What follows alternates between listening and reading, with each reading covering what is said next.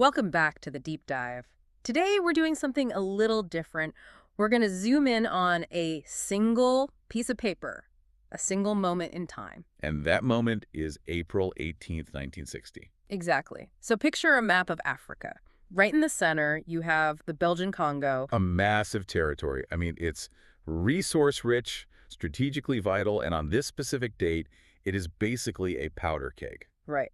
Independence is set for June 30th, so we are, just 70 days out from the birth of a new nation? The clock is ticking, the Belgians are sort of packing up, and the whole world is watching. But we're not looking at the front pages in the newspapers today. We're looking at a document that was never, ever meant for public eyes. That's right. What we have here is a secret memorandum from the U.S. Intelligence Archives. It was written by a man named Bronson Tweedy. Which, by the way, is a fantastic name for a spy. It really is. So Tweedy was the chief of the CIA's Africa division. And he's writing to Joseph Satterthwaite, who was the Assistant Secretary of State for African Affairs. So this is the spies talking to the diplomats.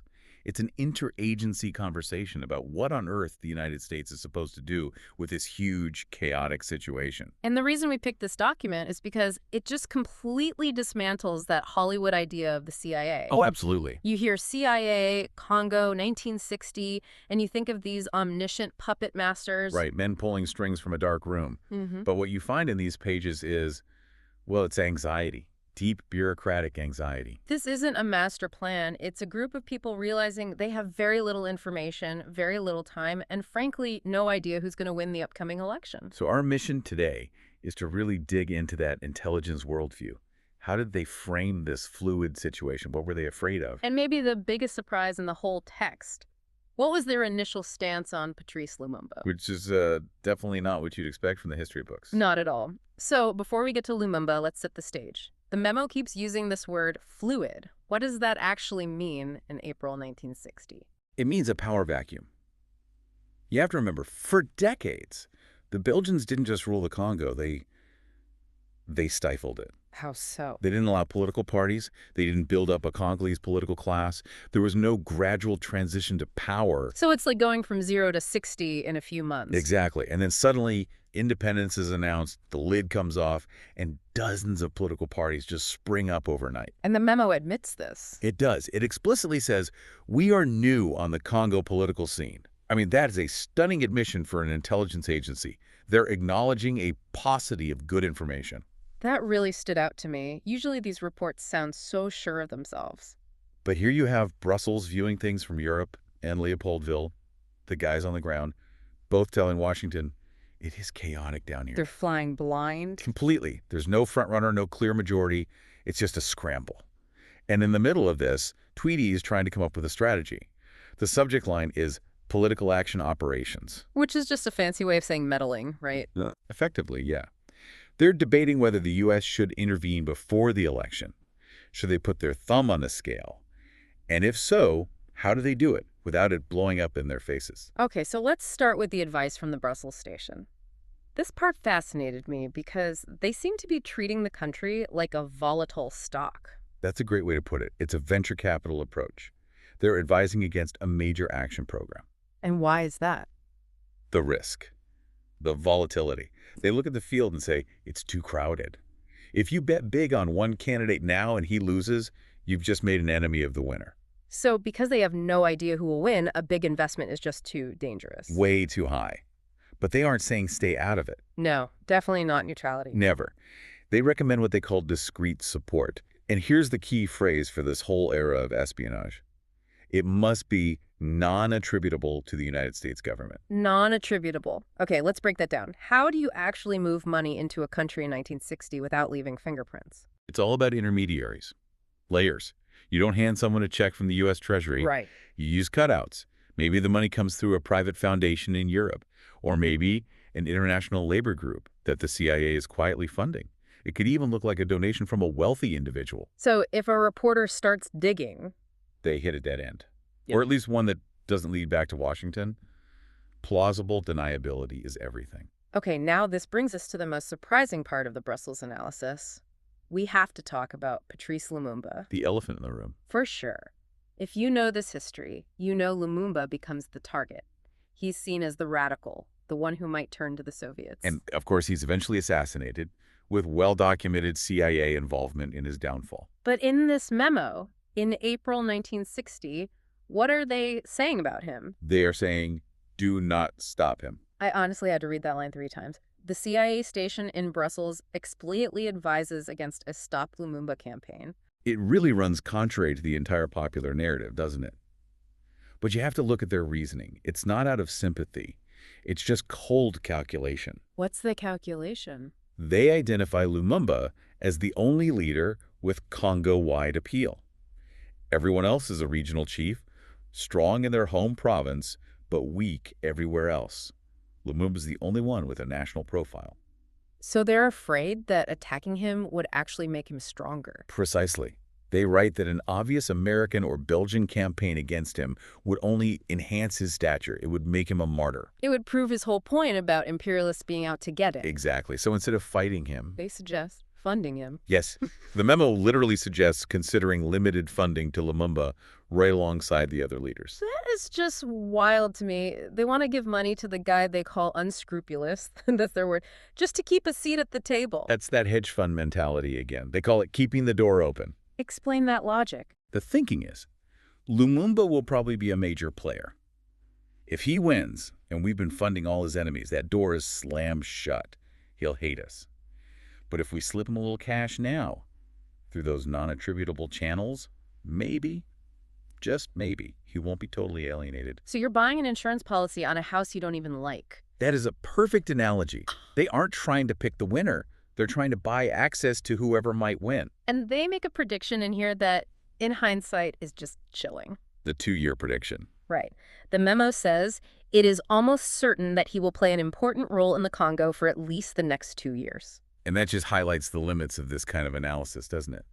They thought they had a 2-year runway to manage him, to steer him. But in reality? In reality, history was on fast forward. Lumumba was prime minister in June, he was deposed by September, and he was dead by January. So they thought they were playing this slow game of chess. And the whole board was about to get flipped over. Okay, so that's the view from Brussels. Cautious, pragmatic, hedge your bets. But then we get the view from Leopoldville, from the ground, and they sound even more nervous. Leopoldville is looking at the street-level chaos, and they are terrified. They warn that getting into the political arena right now involves great risks. Risks of what? Getting exposed? Exposure, yes, but also just betting wrong. They point out that the post-election government won't be one party, it'll be a mess of cartels. That's the word they use. Coalitions, you mean? Fragile coalitions and alliances. And they argue that trying to manipulate that is a fool's errand because it all shifts daily. But they also have a different reason for not attacking Lumumba. Brussels said, don't do it, it'll backfire. What does Leopoldville say? Leopoldville says, don't do it because we don't need to. Ah, and this brings up that idea of African agency. Exactly. We often act like the Congolese were just pawns on a board, but the Leopoldville station is reporting that opposition to Lumumba is growing among the Congolese themselves. They mention other leaders, like Joseph Kasavubu. Right. They see the local political machinery already gearing up to block Lumumba. His own opposition is organizing. So their argument is basically one of efficiency. Why should we risk it when his own countrymen might do the job for us? It's a recommendation for, let's call it lazy pragmatism. Let the local system do the dirty work. It's like they're trying to surf a wave, not control the entire ocean. A very good way of putting it. So we have a strategy. Hedge your bets. Stay non-attributable. Let's talk tactics. The memo uses a word that jumped out at me. Infiltration. It's a heavy word. It is. Establishing access to and infiltration of various political groups. When I hear that, I think of spies with wires. In this context, it's actually much more subtle and honestly much more boring. Boring how? They're not talking about sabotage, at least not here. They're talking about information gathering. So market research. You could call it weaponized market research, maybe? The memo says that information is a necessary basis for planning a sound investment. Back to that venture capital idea. Exactly. You don't put $1 million into a startup without seeing their books. You don't buy a politician unless you know his price, his weaknesses, his real support. So they wanted their own people. Key militants is the term, embedded in these parties to just report back. Yes. Who's really in charge? Who's secretly pro-Belgian? Who's broke and needs cash? You can't manipulate a system you don't understand. And they knew they didn't understand the Congo. Okay, speaking of manipulation, we have to talk about the Belgians. This Yeah. part felt the most cynical to me. It's pretty blatant.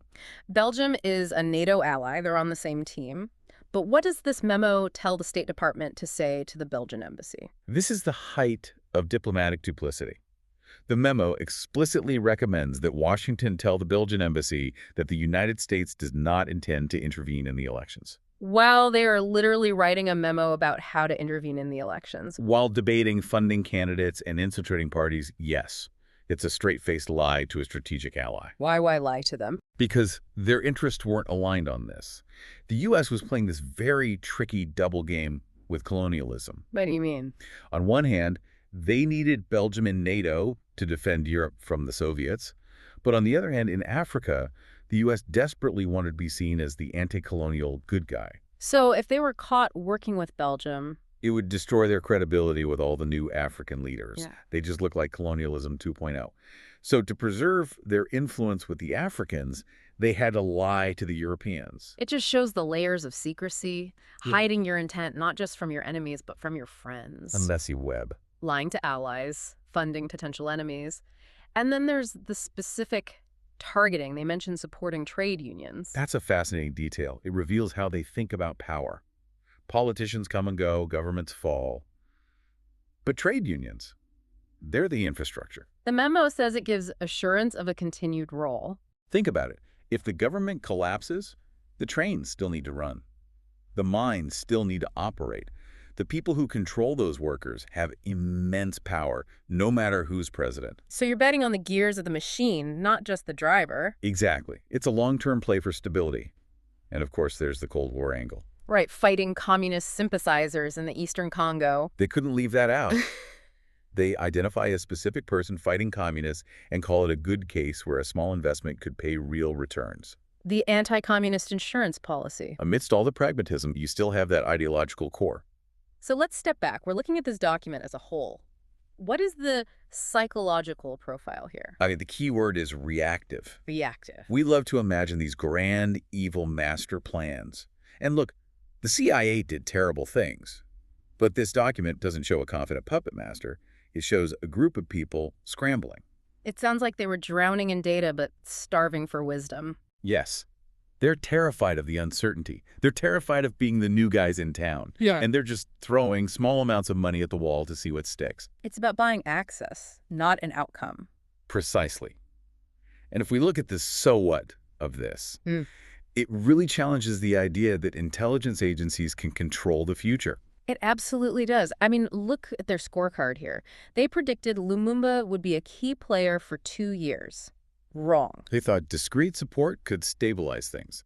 Totally wrong. The fluidity they were so scared of turned into a tidal wave. The Congo crisis became one of the bloodiest chapters of the Cold War. And no amount of infiltration or non-attributable funding stopped that.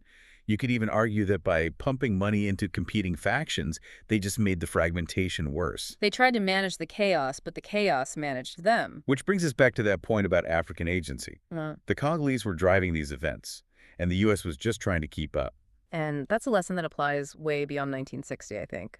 As we wrap up, it feels like we're looking at a blueprint for a certain kind of modern statecraft. Oh, these mechanisms have not disappeared.